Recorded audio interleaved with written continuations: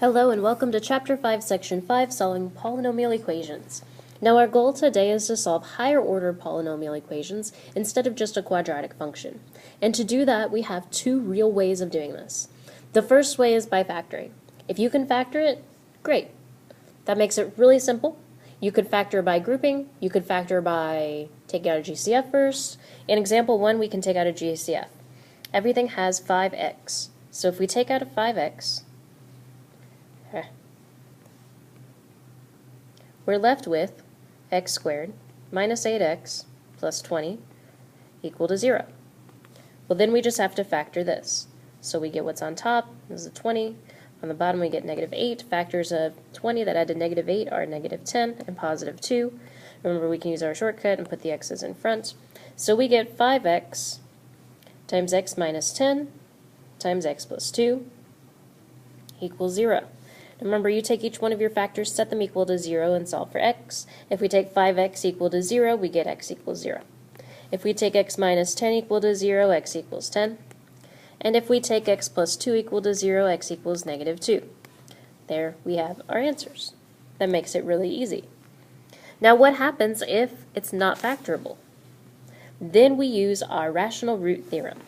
The rational root theorem says that if you have any polynomial that has integer coefficients, then every rational solution, okay, that includes numbers, whole numbers, and fractions, then all of your possible rational solutions where the function equals 0 has the following form: p over q.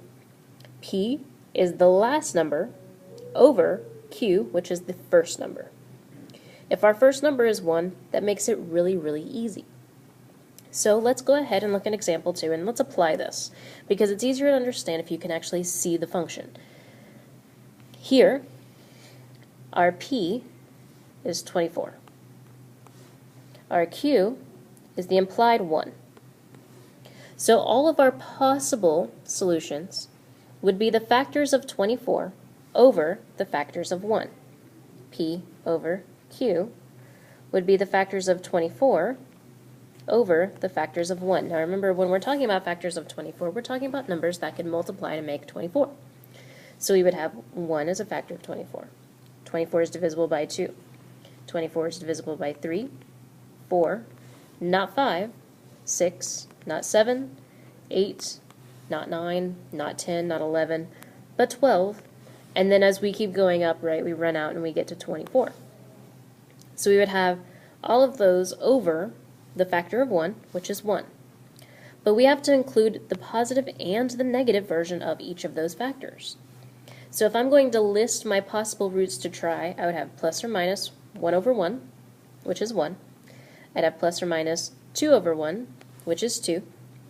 Plus or minus 3 over 1. Plus or minus 4 over 1. Plus or minus 6 over 1. Plus or minus 8 over 1. Plus or minus 12 over 1, and plus or minus 24 over 1. Now as you can see, that is a lot of different factors that you could possibly have. That is why synthetic division is so useful, because we're going to take each one of those zeros, starting with our lowest, because hopefully there are low zeros, and we're going to use synthetic division. So we're going to, in step 2, try possible use using synthetic division. So I'll start with my positive because I like positive better. I'll use my 0 of 1. Remember, you write down your coefficients. We bring down the first one, we get 1. 1 times 1 is 1. Negative 5 plus 1 is negative 4. Negative 4 times 1 is negative 4. Negative 2 and negative 4 make negative 6. Negative 6 times 1 is negative 6. 24 minus 6 is 18. That is not 0, so that is not a 0. Let's try negative 1. Maybe that'll help. 1, negative 5, negative 2, 24. Right, we do that process again. We bring down the 1, we get negative 1, negative 6, positive 6, 4, negative 4, 20. Again, not 0, which means that that is not a 0. It would have to equal 0. Let's try 2. 1, negative 5, negative 2, 24. Bring down the 1, we get 2, negative 3, negative 6, negative 8, negative 16. That's 8. Again, not 0. We have to keep going until we find something that is divisible, that goes into it. So let's try negative 2. 1, negative 5, negative 2, 24. Bring down the 1, we get 1. Negative 2, negative 7, 14, 12, negative 24. Oh, good. So that works, which also means that we get our x and our x squared left over. Okay, so we know that x equals negative 2. That's one of our zeros, and our goal is to find all real solutions, so we're finding all the zeros. Now we can look at x squared minus 7x plus 12 and try to factor it if possible. Well, that would mean that 12 goes on top, negative 7 goes on the bottom. Factors of 12 that add to negative 7 are negative 4, negative 3. Stick x's in front, and there you go. So x minus 4 times x minus 3 equals 0, which means that our zeros are 4, 3. And then from right here, we bring down the negative 2. Those are all of our solutions to this polynomial. Now what happens if, oh my goodness, we have so many combinations, so many fractions, we don't even know what to do with ourselves? Then you can do like what we are going to do in example 3. Now yes, that does mean that whenever you try to use our possible roots, you could do synthetic division quite a bit. But that's why you know synthetic division, and we don't have to do long division, which is insanely long if you do it every single time. Okay, so let's look at example 3.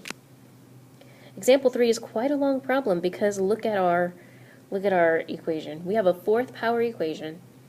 We've got to list out all of our possible roots. So again, we've got p over here. We've got q up here. So we're looking at factors of p over q, which means that we have factors of 4 over factors of 6. Well, our factors of 4 are 1, 2, and 4. Not too bad. Our factors of 6 are 1, 2, 3, and 6. So if we're going to list all of them, we'll start by putting everything over 1. Okay, well, we have 1 over 1 is 1. 2 over 1 is 2. 4 over 1 is 4. Right, and we have the plus or minus of everything. Now let's put everything over 2. Right, 1 over 2 is 1/2. 2 over 2 is 1. We already have that taken care of. We don't need to write it again. 4 over 2 is 2. Again, we have that taken care of. Now let's put everything over 3. We've got 1 over 3. We've got 2 over 3. We've got 4 over 3. And now we put everything over 6. We have 1 over 6. We have 2 over 6, which is 1 over 3, taken care of. And we have 4 over 6, which is 2 over 3, which is taken care of. So these are all of our possible zeros. Now, in order to really find something that could possibly be close to what we are looking for, the best thing you can do is look at a picture. Because you know that your zeros are going to be on the x-axis, but even if you can't see it exactly, remember, we don't want decimals, we want fractions, if there are any. So we need to kind of look at what the picture looks like and see what we can find that's close to the actual picture. So if you look at your picture, if you were to graph this function in your calculator, you would get a point around here, and around here. And the actual graph looks something like this, and this is a very, very, very, very bad sketch. 1, 2, 3, 4.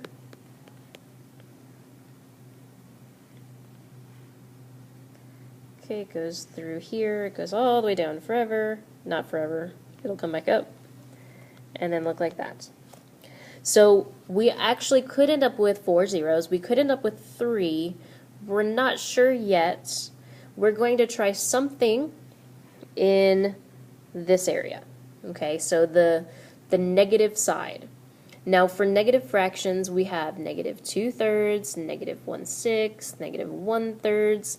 Let's try negative 2/3 and negative 1/3, because that looks about in that area. You could also try negative 1/2. So if that doesn't work out, we'll use the negative 1/2.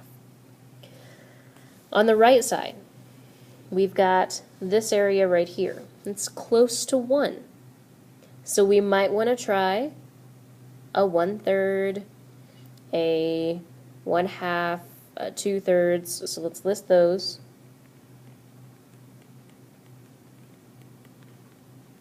And let's just go from there for now. Maybe those will be it, okay? So let's try our negative ones first. We have negative 2/3, and yes, you can use synthetic division with fractions. It works the same way.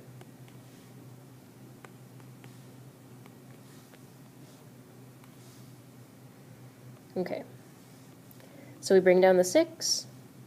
6 times 2/3 is actually negative 4. Okay, so we get negative 15. Negative 15 times 2/3 is actually 10, right? Because we're just multiplying, and those end up very nice. We get negative 6. Negative 6 times 2/3 is 4. 2 plus 4 is 6. 6 times 2/3, negative 2/3 is negative 4, and we get a 0. So we got lucky here, okay? The negative 2/3 did work, which means that negative 1/3 will not. Okay, we don't have to worry about that. So now we're going to take what's left over and use our synthetic division again. We can do, let's try the 1/3. So I'm just going to continue this, right? I'm going to do, that should be a 3. I'm going to do the same thing with whatever's left over, and if it doesn't work, I'll just write my coefficients one more time on the side. We bring down the 6, we get 6. 6 times 1/3 is 2. Negative 15 plus 2 is negative 13. This is not going to be pretty. We get negative 13 over 3. Those two together make negative 31 over 3.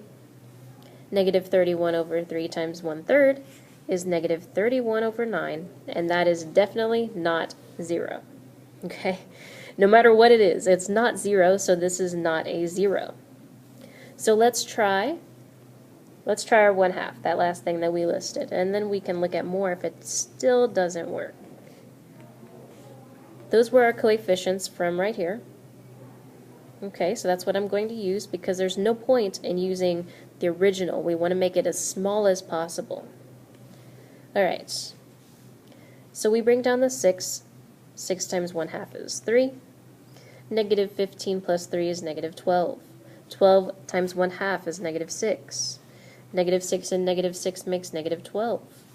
Negative 12 times 1/2 is negative 6. Ooh, that makes 0. That means that now we could keep going, we could keep trying, but that is definitely a 0. And now, because it is a squared function right here, we can go ahead and try to graph it if we can. Okay, so let's go down below and factor. We want to factor it. Whew. Let's factor, or try to, 6x squared minus 12x minus 12 equal to 0. Well, originally I can see that there's a 6 in everything, so let's take out a 6. And because you divided 0 by 6, they cancel, and we don't have to worry about it anymore. We get negative 2x minus 2 equals 0, so we factor it, or we try to. Negative 2, negative 2. Factors of negative 2 are actually 1 and 2, where one of them is negative. 2 minus 1 is 1. 1 minus 2 is negative 1, so this is not factorable.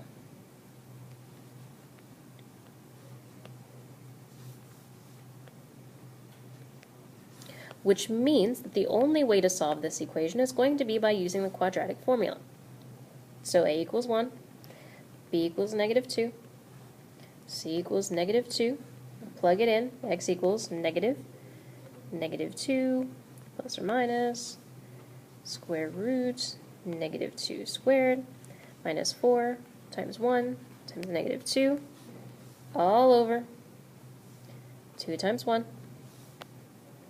So x equals 2 plus or minus the square root of whatever's in there, which happens to be 12 over 2. Well, 12, if we start dividing, you can divide out of 2, you get 6. 6 divided by 2 is 3. You've got a pair of 2's, you can take them out. X equals 2 plus or minus 2 root 3 all over 2. Well, good news, there's a 2, a 2, and a 2, which means you can cancel all of them and make them 1's. X equals 1 plus or minus the square root of 3. Now, for the purposes of actually finding the zeros, we want to find a number. So we have 1 plus the square root of 3, which is about 2.73. We also have 1 minus the square root of 3, which is about negative 0.73.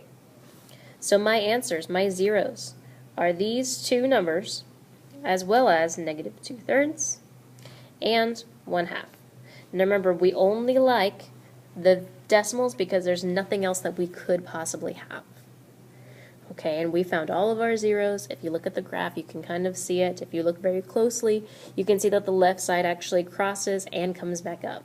That's why the negative 2/3 is not the only negative solution. It does not touch the x-axis. It goes through it and then comes back up. Okay, so that's how you do this. We are going to use this during class. I know the problems are long, but you will be fine. You will survive. Have a great day.